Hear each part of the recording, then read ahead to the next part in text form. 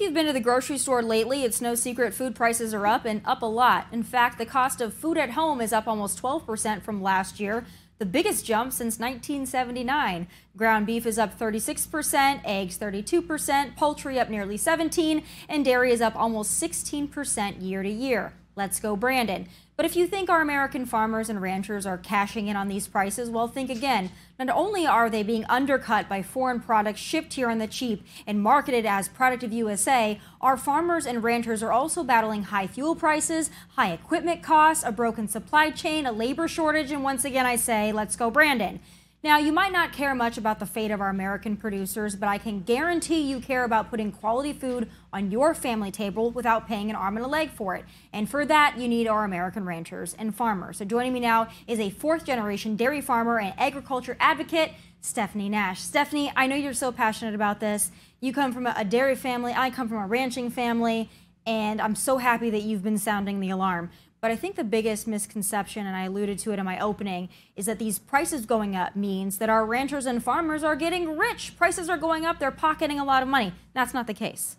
No, I think the biggest reaction that I usually get is, oh, farmers and ranchers, you just get the subsidies and the grants and all this money.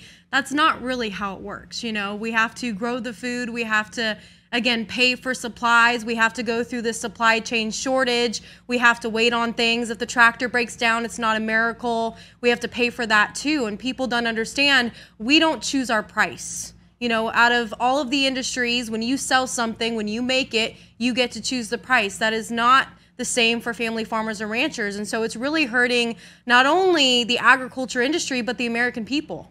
So who is setting this price for those that aren't aware of how this all works? Yeah, so when you are in agriculture, you have, higher up companies that tell you what you're going to make. When it comes to dairy farming, which we are as a family, we get to set a price every month from our supplier. And so whenever we ship that milk, it's either, $16 a hundredweight, it could be $24 a hundredweight 1 month.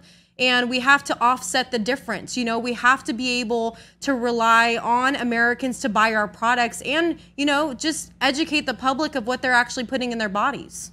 Well, it's important because at least when it comes to ranchers and a lot of farmers as well, there's a lot of foreign products coming over here and people think that those are the same thing. Not the same thing. They're marketed as if they're the same thing, but they're certainly not. So our farmers and ranchers are already being undercut there. But going back to the state of the economy, being undercut by foreign markets is nothing new. Our farmers and ranchers have been dealing with that for many, many years and fighting against it. But right now we're in a situation in an economy where, as you said, your tractor goes down, oh, you got to pay for that. Oh, the price of fuel, guess what? You're paying for that too. Every little thing that the average American is already suffering to pay for, our farmers and ranchers are feeling that twice as much because they need to pay for those things just to get their product on the shelves and out the door. So what is it like and what has it been like in the last couple of years with this economy, this Brandon economy, we'll call it, for our producers? I think the biggest thing, again, going back, is education. People are starting to really follow this social media lifestyle trend of, either whether it's being vegan or vegetarian, or you're thinking that oat and almond milk is healthier for you, or the new thing is Beyond Meat, which shouldn't even be called meat. It's chemically grown, lab grown, stuff that we're putting into our bodies.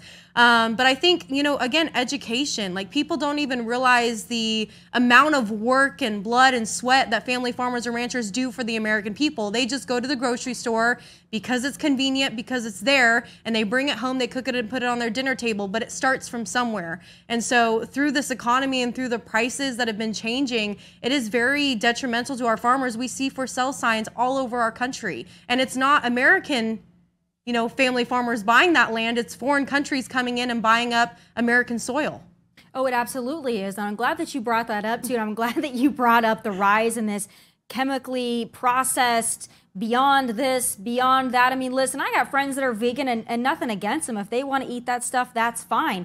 But there has been a mainstreamed and a popularized narrative that dairy is bad for you, that ground beef is bad for you, that red meat in general is bad for you, and then switching to some other source or some other processed thing is going to be better for you. And the media, and of course the left, has had a big stake in making that their message. I mean, they're even trying to go after farmers and ranchers for their methane emissions of the toots and the farts and the burps of animals. I mean, this is how far they're going, and it sounds like a joke, but it's realistic. AOC, the rest of them, they believe that your cows, my family's cows, they're the problem. They're contributing to global warming. What do you say to people like that? I mean, I just talked about it, and I talk about it on my platforms. Climate change is the biggest scam of our country.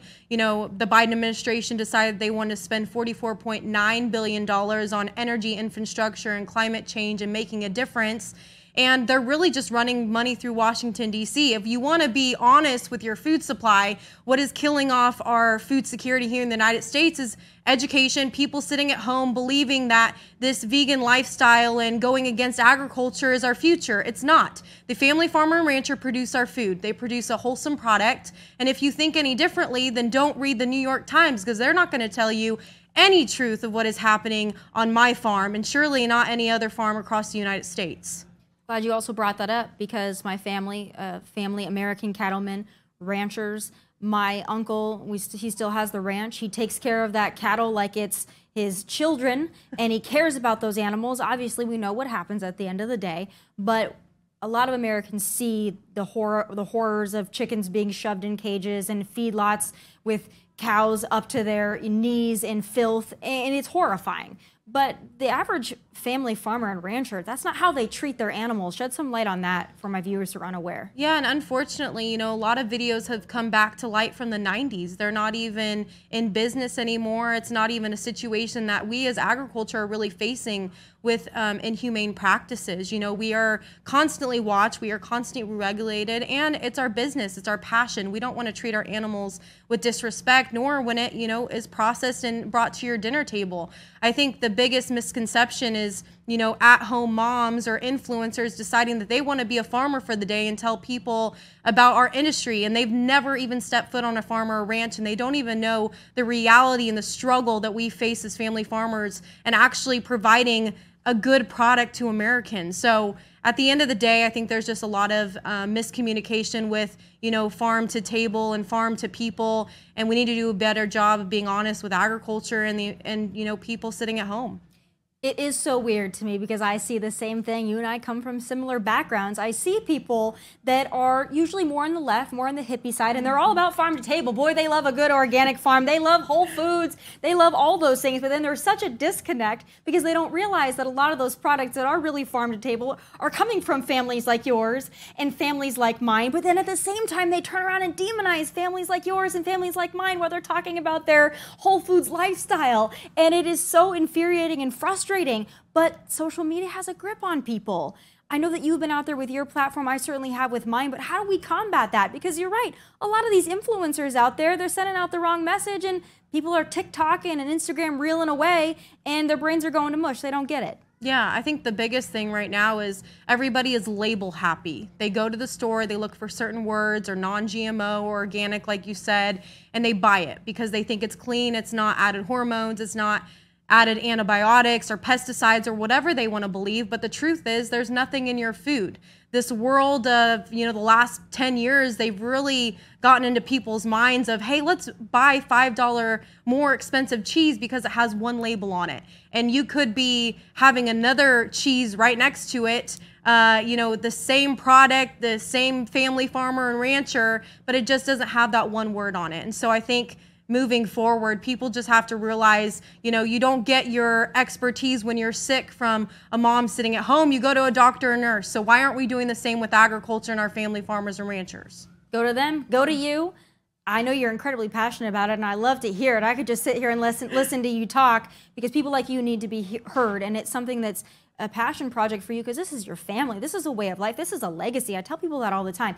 If we don't support our American farmers and ranchers, they are already a dying breed. They're going to become extinct, and then you're going to have to rely on all that chemically processed crap, all these meat packers getting their meat from Brazil and God knows where else. That's what we're going to have if we run all of our American ranchers and farmers out of business. So keep sounding the alarm. Maybe do your own little TikTok video. Who knows? Fight back against the influencers, as you mentioned. But you're always welcome on my show to talk about it all the time. So God bless you, and God bless your family. Thanks. All right, next, it seems like everybody, including King LeBron, are up in arms over Russia-stranded WNBA star Brittany Griner and how to get her back to the USA. But I have a different take. My final thoughts are next.